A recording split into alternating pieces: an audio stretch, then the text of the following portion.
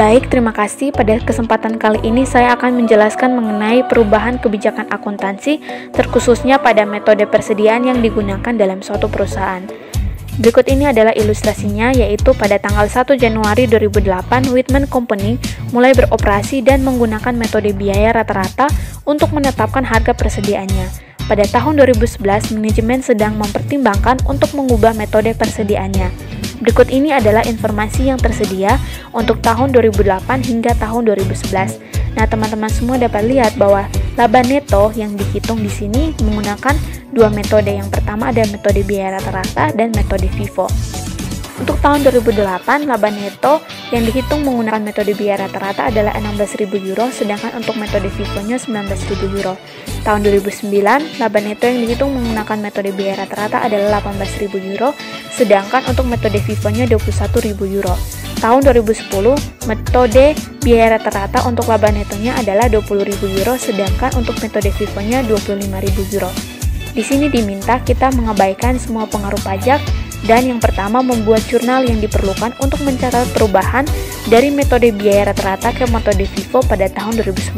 Kemudian yang kedua adalah menentukan laba neto yang akan dilaporkan untuk tahun 2008, 2009, dan 2010 setelah memperhitungkan pengaruh perubahan kebijakan akuntansi.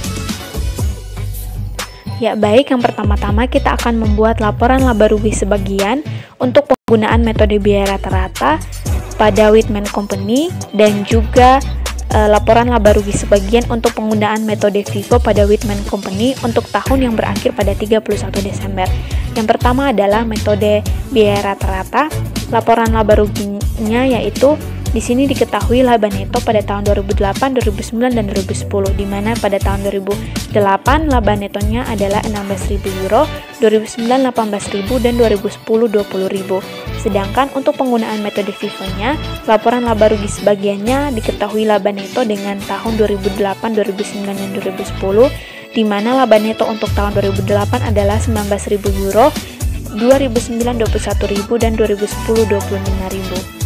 Dari data yang telah kita peroleh tersebut pada laporan laba rugi sebagian, selanjutnya kita akan membuat contoh perubahan retrospektif.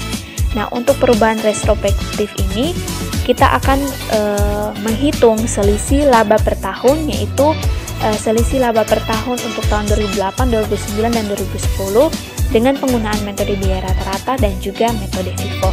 Yang pertama di sini ada pada tahun 2008, di mana laba neto yang dihitung dengan metode biaya rata-rata 16.000 dan FIFO 19.000. Jadi selisih laba per tahunnya antar metode yaitu 3.000 yang didapat dari 19.000 dikurang dengan 16.000. Yang kedua tahun 2009, di mana laba neto yang dihitung dengan menggunakan metode biaya rata-rata 18.000 sedangkan FIFO 21.000. Jadi selisih laba per tahun dengan kedua metode tersebut yaitu 3.000 yang didapat dari 21.000 dikurang dengan 18.000. Kemudian yang ketiga pada tahun 2010, di mana laba neto yang dihitung dengan menggunakan metode biaya rata-rata adalah 20.000 sedangkan metode FIFO 25.000. Jadi selisih laba per tahun yaitu 5.000 yang didapat dari 25.000 dikurang dengan 20.000. Jadi di sini kita mengetahui total awal tahun 2011 di mana untuk penggunaan metode biaya rata-rata yaitu 54.000 euro, sedangkan untuk penggunaan metode FIFO-nya yaitu 65.000 euro. Nah, selisih dari laba per tahun antara penggunaan kedua metode tersebut yaitu 11.000 euro, di mana didapat dari 65.000 dikurang dengan 54.000 euro. Selanjutnya, karena kita telah membuat laporan laba rugi sebagian dan contoh perubahan retrospektif, maka yang pertama kita akan membuat jurnal untuk mencatat perubahan pada awal tahun 2011. Jurnalnya yaitu pada sisi debit terdapat konstruksi dalam proses sebesar 11.000 euro dan pada sisi kredit terdapat saldo laba sebesar 11.000 euro.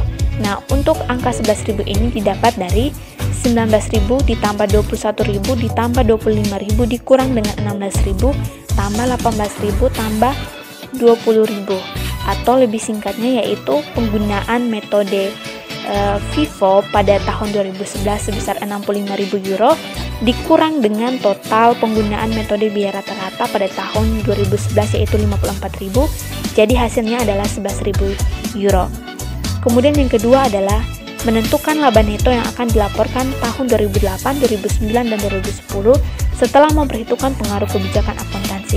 Nah, setelah kita memperhitungkan perubahan kebijakan akuntansi dari penggunaan metode biaya rata-rata ke penggunaan metode FIFO, maka dapat ditentukan bahwa laba neto untuk tahun 2008, 2009, dan 2010 yang menggunakan metode FIFO yaitu pada tahun 2008 sebesar 19.000 euro, 2009 sebesar 21.000 euro, dan 2010 sebesar 25.000 euro.